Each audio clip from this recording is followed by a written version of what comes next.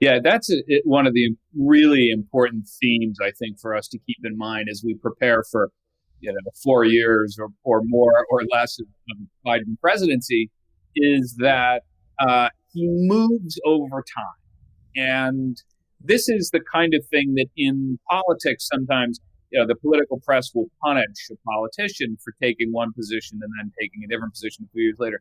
Biden's not ultimately all that concerned about that. You see, a couple of the sort of prime examples of recent years have been that he was one of the people who endorsed gay marriage before President Obama got there.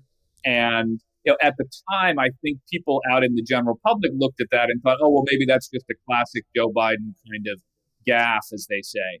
But in fact, that was the product of genuine calculation and realization of where the public was. I mean, he got it. And if you go back over the course of his career, this is a product, I think, to your question, this is like one of the things that's interesting is where does this come from? It's a product partly of the fact that he came from this place in the United States that was very much divided between the North and the South. Delaware is such an interesting microcosm of all of these elements that were in some ways cosmopolitan New York-like, and in other ways, it was still a Jim Crow state when he was growing up. There was still discrimination against African Americans. In fact, I mean, one interesting detail is that African diplomats who were going from Washington to New York, driving through essentially the North, were finding that they were subject to discrimination when they passed through Delaware. So he came up as a senator in this place where he had to figure out a way to meet all of these different elements of his constituency.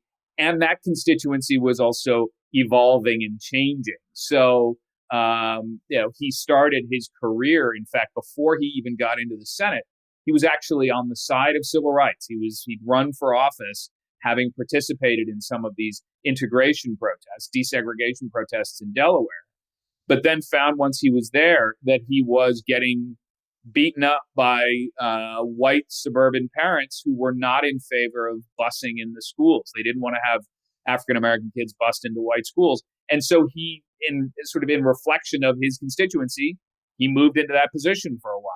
Now, of course, over the course of his career, he takes some pride in having then eventually, helped the first Black president succeed in office. But that is an example of how you see, as the Democratic Party has moved and changed, so has he. And where does that put us now? I think what's interesting about that is one of the reasons that he is in this position is because he does not get too far out ahead of where the party is.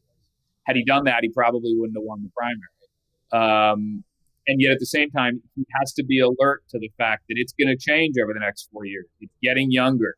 It's getting more liberal. It just is. And one of the things you see in his cabinet appointments is an attempt to try to navigate all of those cross currents.